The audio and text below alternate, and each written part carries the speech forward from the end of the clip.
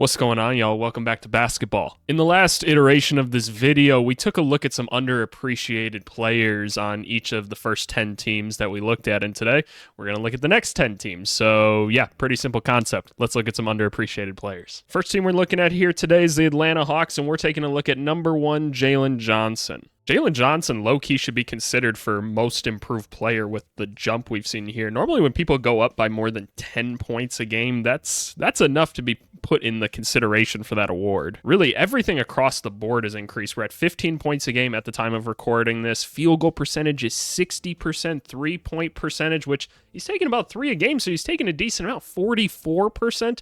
This is exactly what Atlanta needed, right? They just need people around guys like DeJounte Murray and Trae Young that are going to be rim runners, that can space the floor, things like that. And really, he's replaced John Collins and then some in terms of efficiency. So John Collins has had kind of an interesting path to get to where he is in the NBA. He ended up going to Duke. Funny enough, I actually participated in some of his workouts when he was in high school. I was like, wow, this kid he's really tough. But I mean, a lot of these guys that are going to go to Duke, right, look crazy for their age. That pass is just nuts. He does have crazy athleticism, but anyway, he didn't play even a full season at Duke. He just went and got ready for the NBA, and there really wasn't a role for him those first couple of years. And honestly, this is what I'd like to see more of from NBA teams when they draft these later guys. They just kind of stash them more, so they kind of teach them about the game, right? I presume that's what's happening. And a lot of times in college, even Trae Young, that's nuts. But a lot of these times, what we see in like college players, right, is by the time they're juniors, like they're accustomed to the game, right? We need to remember it takes 2 or 3 years for these guys to really get going in the league. That pass was honestly a little bit rough, but he was ready to clean it up anyway. But Jaylen Johnson is that guy who he got a little bit of time to just develop, sit, wait. They were in a couple playoff runs and everything, and now he's a contributing player. And man, he is lethal in transition, absolutely lethal, because he can put the ball on the floor a little bit. Look at this, he can shoot, get to the rack, finish. Ooh, that was with the right hand, I think, but that's okay. We won't judge it too hard. But yeah, no. We're really happy with Jaylen Johnson with Atlanta. All right, next thing we got is the Charlotte Hornets, and we're taking a look at another run, jump, and dunk center. Who could have guessed? But Mark Williams. I know, y'all, I just love players like this. Guys that just know their role. They're just effective everywhere they go on the court. We talked about Jalen Duren in the last episode, and Mark Williams and Jalen Duren were in the same draft class. They were picked pretty close to each other. I don't remember exactly where they were picked, but they were somewhere after 10, and I just love how parallel their careers are at this point. So let's take a look at Mark's jump from his rookie to sophomore year. We're up to about 14 points a game now. His effective field goal percentage, he's actually currently the league leader in effective field goal percentage and just field goal percentage. That's because he basically just dunks the basketball, but that's fine, right? Like Tyson Chandler made a whole career off of that being his offense. Just catch the ball, be in the right space for the guard to get it to you, go up, dunk it, be strong. We also notice he's getting you 10 rebounds a game, so a walking double-double. The blocks are a little bit low right now, but that could be attributed to a couple things. Maybe they're not forcing guys towards him as much this year. I try to think about the perimeter defenders that they have this year. They might be doing a little more switching on Charlotte this year. I don't know. I don't watch a ton of Charlotte basketball. Honestly, I find it kind of hard to watch them play at times, but I love how hyped their announcer gets into everything. Yeah, if we were to watch these highlights, it's pretty simple, and it's just because I'm saying it's simple doesn't mean that it's not great. That's something to remember. There's something to be said about a guy that's just, getting position like this, go up, dunk the ball, right? We love easy baskets like this, right? Not forcing anything, not taking shots he doesn't need to take. He's just in the right position to get a dump off and a dunk. He's going to play defense. He's going to fight hard for rebounds. I just love basketball players like this. If I had to design a center for my team and they're not like an Embiid, Jokic, like superstar type guy, I want Mark Williams. Mark Williams is exactly the player that I want. Next up, we got the Miami Heat, and damn, they got a cool ass like little page here, but we're taking a look at Haywood Smith. So before we even go into Haywood Highsmith's stats, let's just take a look at these past couple games because he wasn't really a part of the rotation early on in the season, and Miami was struggling a lot at the beginning of the season, especially with defense. They were putting in some new players again, but it's the Miami Heat, man. They always just find dudes. And obviously, Highsmith was on the team last year. He played some significant minutes, primarily as like a defender in the playoffs, but they've thrown him back into the rotation, and the Miami Heat have been very, very good, except for this weird Chicago loss. But look at this. He was plus 20 in a loss That's insane. And you see him for a guy that's just, he's really not getting like a ton of minutes. He's getting good bench minutes and everything. Oh, he's actually starting at this point. Oh, you know what? I did forget about that. They are starting him at like the 4 or whatever now, aren't they? Because K-Love comes off the bench. So, hey, I mean, he's contributing to these wins, man. That defensive presence and just having a guy out there that you know is going to clamp somebody up and his whole job is to play defense. Like I said, man, I just love role players and stuff and people that know like what they're good at and they just really go hard and excel at it. But we can take a look at his numbers, right? Getting you about 7 points a game. He's hitting his free throws, which is good. You know, he's not making a ton of them. His effective field goal percentage is fine. He doesn't really hit from 3. If he hit from 3, this dude would be getting paid a lot of money. He's kind of like the Matisse Thybulle of the Heat, and maybe not as well known because he wasn't like a first round pick. I'm curious to see like Haywood Highsmith, like where are they kind of running him in the offense? Like, look at this. What is that defense? That is Atlanta.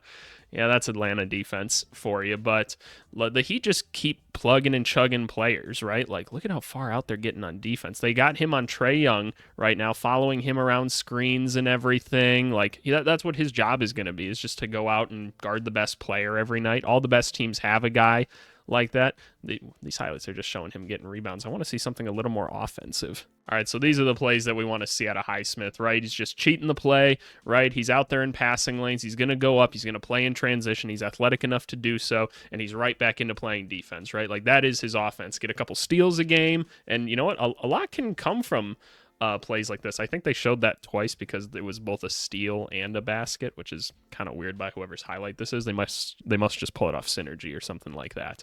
But no, I love guys like this. I love the hustle guys. Is this going to be like an offensive rebound or something? Yeah, just hustle, dude. Love the hustle, dude.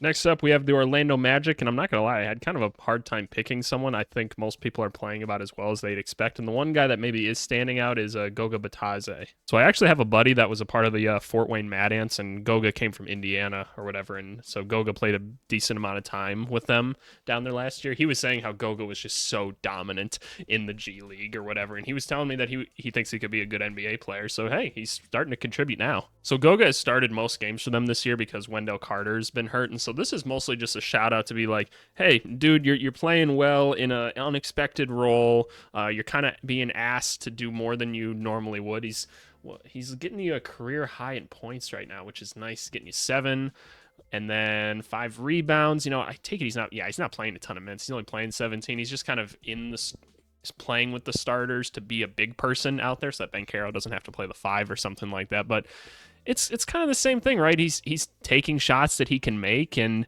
he's being effective out there, and he's not causing too many problems, which at the end of the day, when your backups come in and they don't cause problems, then that's a win. I won't sit here and pretend like I think Goga's got this like big future in the NBA that hasn't really been realized yet, but he's out there, he's playing hard, and he's hopefully carving himself out a little role that he can play in the NBA for a couple years to come. Like, I haven't watched a ton of him like play, but hey, that's a nice little pass there, right? It's an easy pass, but again, Goga's out there to do very basic things, be a really big body that sets screens, gets rebounds, play a little bit of defense. Nothing too complicated, but hey, a little bit of spring in his step. If he's got some energy and can play well for them until Wendell gets back, then we're gonna give him his flowers, and we're gonna hope that he keeps on getting NBA contracts. All right, unfortunately, we have to do the Washington Wizards now, and I don't like talking about this team. Jordan Poole's been a disappointment to me so far this season, but that doesn't mean he can't come back. People make mistakes. People can learn and hopefully do better. But let's talk about their rookie, Bilal Coulibaly. Shout out to all y'all that are watching the Wizard series on the channel. Go check it out. Coulibaly is one of our favorites in that series. And so here's the thing with Coulibaly, right? Nobody's really talking about him as one of the rookies. Where did he get picked? Was he the 8th pick? Where was he? He was the 7th pick in the draft, right? And I feel like everybody that gets drafted by the Wizards just gets forgotten because they're just kind of like a solid basketball player, and they don't get much better after that. I don't really know what to attribute that to besides, like, I guess a general lack of development, or maybe they just take players with low upside. Coulibaly screams upside to me, and he's already playing solid basketball. I mean, look at this. He's taking 3-pointers a game, hitting 46% of them on a team that really doesn't have like a ton of cohesive or cohesive offense being played. So that's a win in itself, and he's getting you almost 9 points a game coming off the bench. For a 7th overall pick, I think that's a complete win. Not doing much in terms of playmaking and everything. I don't ever really expect that out of the rookies, man. The game has to slow down for these guys. I know that's a buzzword for people in basketball, but it does. Like when you go up that next level, I even saw it at the college level. Freshmen come in and they always play well for their first like 2 games with the team, or their first like 2 days with the team, let's put it that way, and then everyone figures out their moves and everything, and all of a sudden they're like, oh, I can't beat anybody, I don't belong here. But that's why I don't expect some of those things out of him. But he's getting you a steal a game right now too, and almost a block. He projects to be a good defensive player. And again, I can't stress enough that this team is just kind of like a disaster, and most of it's because their 2 best players just can't seem to lock in and actually like play basketball when they're on the court. But I'm just curious to see what they do with this guy. You look at the last couple guys they took in, like Denny and like Corey Kispert, and who was the other one that they took? I can't even remember. But, and not that those guys aren't like solid players, they're very solid players. But that's the thing, right? Like there's no upside to any of these Wizards players. They're basically just drafting role players and hoping that things get better. And I don't really know like what that does. Like, do we think that Koulibaly is going to be some superstar in the NBA someday? Probably not. That's not what I see, but I'm not saying he can't be a good basketball player. One of the areas I think he's probably really excelling in the most right now is his like catch and drive opportunities. I'm going to wonder if we see one here. Looks like they're running just a little bit of like, what is this offense? Like they're just like not even really guarding him. But can we see a play where he actually goes off like a catch? Yeah, there we go. Getting to the rack a little bit, maybe.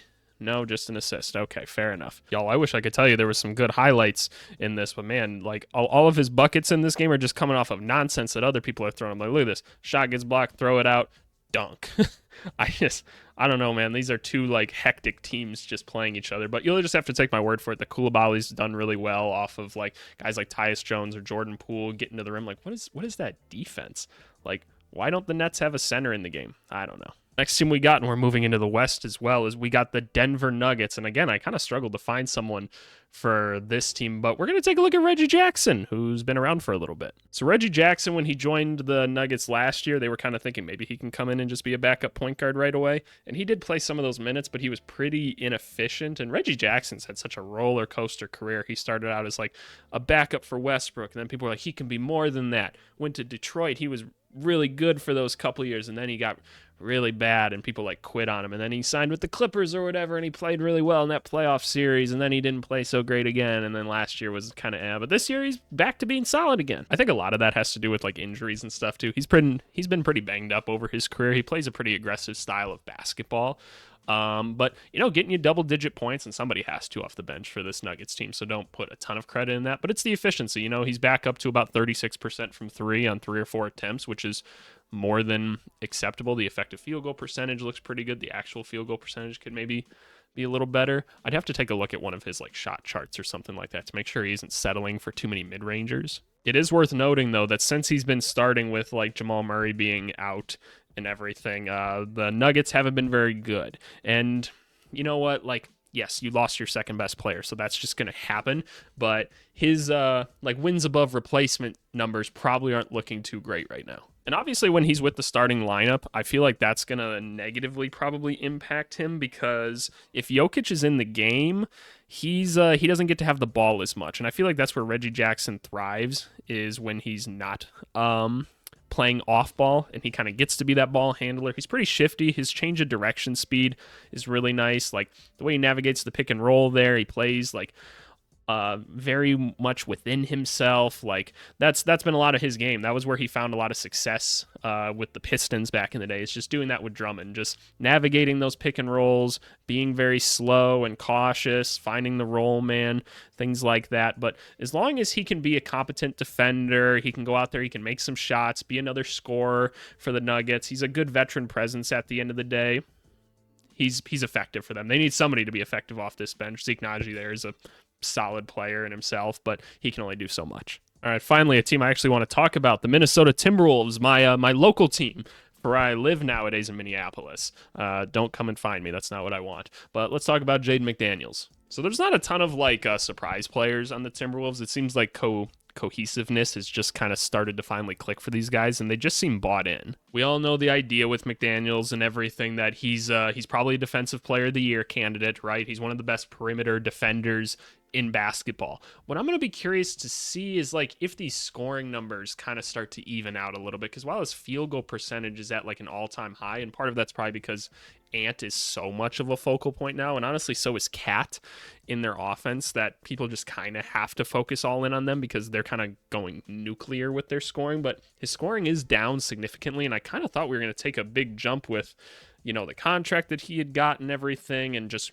another year of being within the game. It's his 4th year.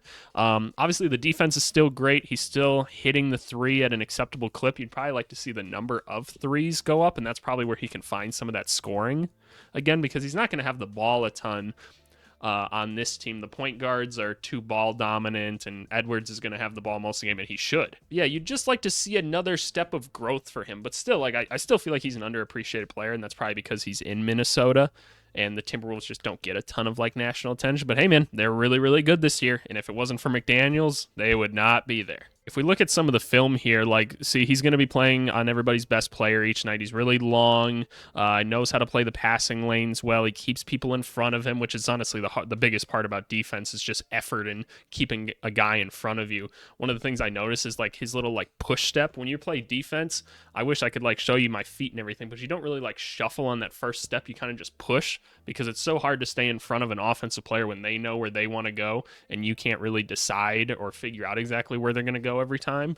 So having that quick first like push step really helps, and he's like really good at that, and I think that's part of the reason why he's such a good defender, is he just keeps people in front of him, right? And obviously he's lengthy, it's hard to shoot over him, but I'll be curious to see how much more he can get involved in an offense outside of just something like this, like a backdoor cut or something, or just general spacing and hitting open threes. Hopefully we can see his game develop a little bit more. Ooh, we got another fun team here, and I could talk about so many guys on this team. The Dorcher Chamber just becoming more efficient from three. We could talk about the rise of Jalen Williams. We could obviously talk about Chet and how good he looks early. I'm trying to tell y'all, this Jalen Williams is not good at basketball. I promise y'all he's not. But we're going to talk about Isaiah Joe. Isaiah Joe in his 4th NBA season, as you can see, just slowly but surely getting better every single season. And what's one of the consistent things you notice? Shooter. Look at this. Shooting 5.5 3-pointers a game right now and hitting 50%. If you leave him open or if he gets a shot up, there's a 50% chance that three's going in. And that's where you're getting about 10.5 points a game right now. So Isaiah Joe is on the court for one purpose, and that is to be a floor spacer, because they really don't have a ton of it. That was the big thing going into the season, is one, obviously, do they have a big that can play, because Jaylen Williams was like their starting center last year for most of the season, and he's not that good. Sorry, Jaylen Williams. I just don't see it. But obviously they fixed that with Chet, and then it's can they shoot? Lou Dort has become a better shooter, and Isaiah Joe has become an absolute just like piece to this team. And that's enough of a role in itself to just say he's a shooter. I mean, look at this. You don't find him, just absolute butter. You see how Williams stood up because he's like, oh, y'all left Joe open. That ball is going in the hoop. So let's see where he is now. They actually use him as a pick and roll guy, that's pretty interesting with Shea, right? Because you look at who is that? That's Corey Joseph getting mad at Kevon Looney, being like, you can't leave Isaiah Joe open. That's interesting how they're using him on that, though, because, I mean, that should open more things up for Shea, and if he even gets a step, he's already at that mid-range shot that he wants. See, same thing there. And we've seen the stats with Isaiah Joe. 50% chance it's going in. As a basketball coach, we'll take that shot every time. If he wants to score 20 points off just that, it's more than cool. I love that he's got his hands up right away, too. Look at him here going in the corner. He's already got his hands up as soon as he knows he's open, right? Letting the guard know that, hey, I'm ready for the ball. Catch, shoot, butter. All right, next team up is the Portland Trailblazers, and I didn't really find somebody that I think is necessarily underappreciated, so I picked a player here that I think is interesting in Tomani Kamara, and I apologize if I butchered your name. So Kamara was part of the trade that sent Ayton over to the Blazers as well, and I was like, who is this Kamara guy? And it's one of the guys that they took at the end of the draft, and you know what? He's already started a couple games in his NBA career, which is impressive in it of itself, and don't look at the plus minus for this, the team just sucks. So we can't judge that too much or judge that statistic too much. But let's just take a look at the numbers. Getting you 5 or 6 points a game right now. The fouls are a little bit high at the moment, but getting you a couple rebounds. The field goal percentage is a little bit low, but I want to kind of get into the game film a little bit and look at some of it. So obviously he's a low second round pick rookie, and so there's only so many expectations that we can actually put on him. But I just want to watch him play for a little bit. Like, he puts the ball on the ground there. The floater was a little bit off because he was off balancing himself, but I like that those are the shots he's going for. Those are nice, easy shots for rookies to try and get early on in their career, because a floater's pretty hard to stop. And so I like that that's what he's going to early in his career. But good switch defender there, keeping his arms out, sliding his feet well. Looks like he could be a solid defender. He keeps a guy in front of him very well there. They call a foul on him there, which is kind of BS. I'm in agreement with him there.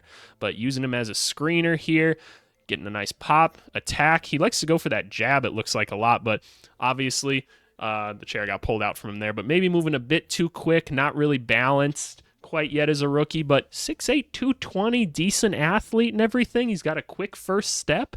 I'm just kind of curious to see where the kid can go. And on this team where, like, they're not going anywhere anyway, it's worth exploring guys like this. That shooting form's a little bit odd. He bends backwards a bit too much for it. What happened there to Kenyon Martin too? But let's watch one more possession of him getting up and down the court. He just looks like he's springy too, and I think that really interests me. We again see him playing pretty good defense here. He's keeping the guy in front of him. He knows he can't leave Norman Powell open. He got a nice show going, nice strong rebound, moving out into transition. All right, what do we got here? Again, going for the jab, tries to get to the hoop, playing a little more under control there. Hey, you put that in next time? That's a beautiful little move. All right, last team for this video is the Utah Jazz, and we're going to take a look at another rookie, actually, Keon George. So Keon George was taken just outside the lottery this year with the 16th overall pick. He was the Jazz's second first-round pick, actually. They took Taylor Hendricks first. It is Taylor Hendricks, right? That's Taylor Hendricks. I keep getting him and Jarris Walker mixed up because, like, neither of them really play, and they're kind of similar players. But he's had a much better start to his career than his rookie counterpart. He's proven to be a scorer, and again, I should note that the Jazz don't really need bigs like Hendricks is right now. They need guards, and so he's getting a little bit more of a chance. But I think Keon George is one of those players that, because he was a little bit banged up in college, he got a little bit overlooked. And I think sometimes when we look at these draft prospects, we have to look at, like, their personality on their court, the fit, and things like that. Not looking at, like, oh, he's a little bit small or he's a little bit this. The dude just kind of plays like a dog.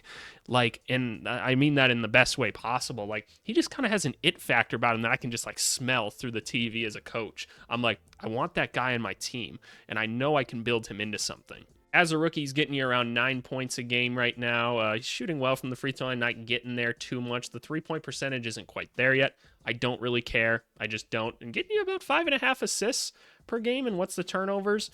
About 2. We'd like to see that shrunk just a little bit, but rookie guard, has the ball a ton. I completely understand and expect it. Oh God, we're looking at these horrible courts. I'm sorry, y'all. I just don't dig the courts. That was a bit of a carry on those. It seemed like those didn't really seem like hesitations. But anyway, let's talk about Keon George on the court. Like I said, he just kind of seems to have that it factor. And from everything I hear, apparently he's like really like a dog of the game as well. Like really studies the game, like wants to get better.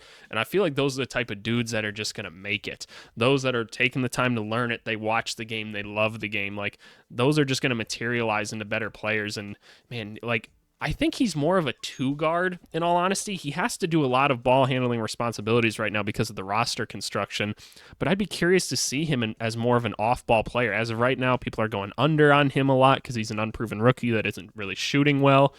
But how is he going to be able to create when people are going over him and he can do what he's a little bit better at, which is, you know, attacking, creating shots, creating space and stuff, right? He's not just jumping right into shots, which obviously is easier now, but I'm curious to see where that development goes. I have a lot of high hopes for Keon George. Alrighty, y'all, and that's going to do it for part 2. Next time we're taking a look at, well, that was a horrible job of highlighting. We're going to take oh man, it still didn't work. Stupid NBA website. We're going to take a look at the Pacific Division and the Southwest Division next. But hey, if I missed a player or you think that I've got the wrong opinion of someone, let me know. I'd love to talk about it in the chat and everything. Man, I just love talking basketball, y'all. So please leave a comment, leave a like, let me know how I'm stupid, how I could be better. Y'all know the drill. But until next time, We'll see you guys.